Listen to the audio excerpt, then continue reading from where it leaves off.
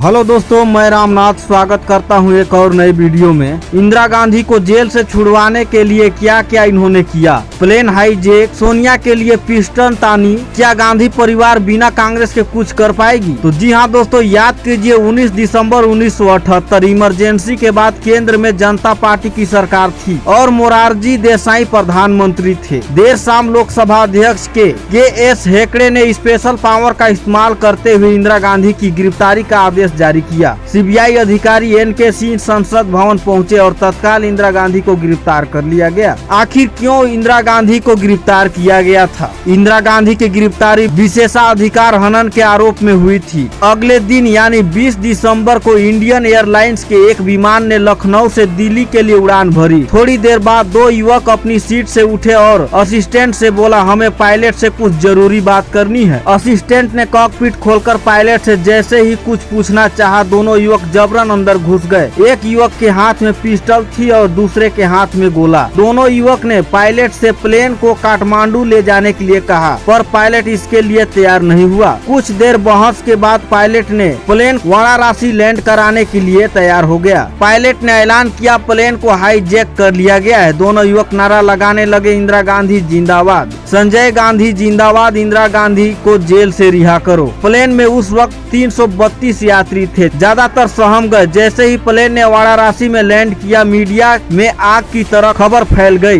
तब यूपी के मुख्यमंत्री रहे राम नरेश यादव, चीफ सेक्रेटरी और आईजी फौरन एयरपोर्ट पहुंचे। दोनों युवक को गिरफ्तार कर लिया गया।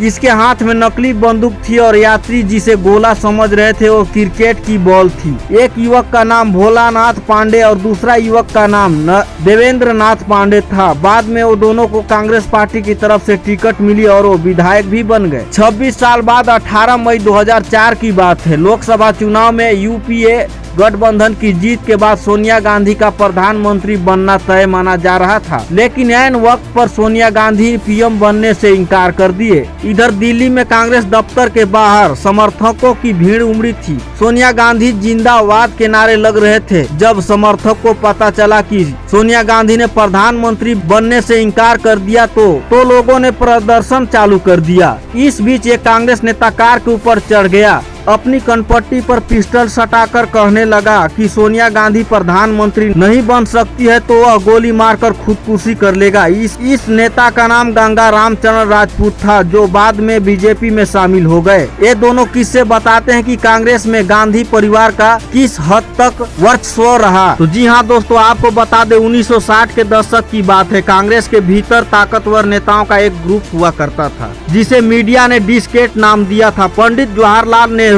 के प्रधानमंत्री रहते ही डिस्केट के नेता दबी जुबान से चर्चा करने लगे कि नेहरू के बाद कौन। इसी बीच 27 मई 1964 को नेहरू का निधन हो गया। अगले दिन डिस्केट के मेंबर और कांग्रेस अध्यक्ष के कामराज नए पीएम की तलाश में जुट गए। सीनियर जर्नलिस्ट सागरिका घोष अपनी किताब में Indira Gandhi desired post powerful prime minister में तब बम्बई प्राप्त के मुख्यमंत्री मोरारजी देसाई की नजर प्रधानमंत्री की कुर्सी पर थी। नेहरू के बाद सीनियरिटी में उसका नंबर भी था, लेकिन डिस्केट नेताओं को लगता था कि मोरारी जी प्रधानमंत्री बने तो उसका वर्चस्व खत्म हो जाएगा। तब फिर दोस्तों आई 19 जनवरी 1966 पार्लियामेंट पार्टी यानी सीपीपी की बैठक में इंदिरा गांधी और मोरारजी के बीच चुनाव हुआ। इंदिरा को 355 और मोरारजी को 159 सांसदों के वोट मिले। इस तरह इंदिरा गांधी देश की पहली महिला प्रधानमंत्री बनी। इंदिरा गांधी के निजी डॉक्टर रहे डॉक्टर के.पी. माथुर अपनी किताब द अनसीन इंदिरा गांधी में लिखते हैं, पीएम बनने के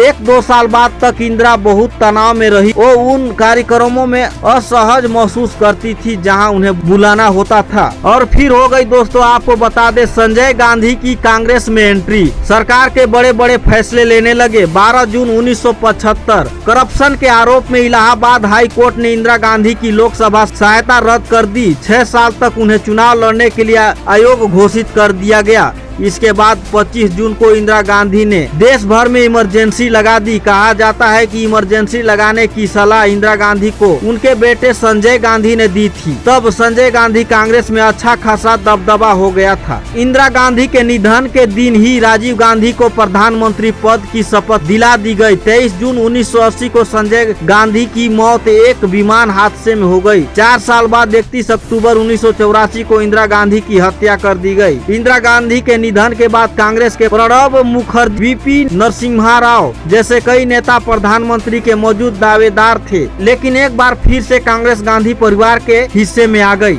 और जी हाँ दोस्तों, आपको बता दें, सोनिया गांधी ने 130 सभाएं की। कांग्रेस अध्यक्ष को प्रचार से दूर रखा गया। वरिष्ठ पत्रकार रोहित कदवई बताते हैं कि 1998 के आम चुनाव में ऐसा पहली बार हुआ कि कांग्रेस अध्यक्ष को चुनाव प्रचार से दूर रखा गया। सीताराम केसरी किसी भी राज्य, यहाँ तक कि खुद के बिहार में भी प्रचार के लिए नहीं गए, जबकि सोनिया गांधी ने 130 सभाएं की। अपनी लीगेसी से समझौता करना पड़ा। सोनिया गांधी की अध्यक्षता में 1999 के लोकसभा चुनाव के कांग्रेस की हार हुई, लेकिन 2004 में यूपीए गठबंधन को बहुमत मिल गया। सोनिया गांधी का पीएम बनना लगभग तय था। तब विदेशी मुल्क का मुद्दा गरमाया हुआ था। सुषमा स्वराज ने तो यहाँ तक कह दिया था कि सोनिया गांधी प्रधानमंत्री बनती है तो अपना सिर मुड़वा लेगी। बीजेपी के साथ साथ दूसरे विपक्षी दल भी विदेशी बहू का मुद्दा उठा रहे थे। आजादी के बाद सबसे खराब प्रदर्शन कांग्रेस की कमान गांधी परिवार के पास ही रही। 2014 लोकसभा चुनाव में रिकॉर्ड सीटें जीतकर नरेंद्र मोदी प्रधानमंत्री बन गए। नरेंद्र मोदी को महज 46 सीट मिली। आजादी के बाद सबसे कम। इस हार के बाद कांग्रेस के साथ साथ गांधी परिवार पर भी सवाल उठने लगे,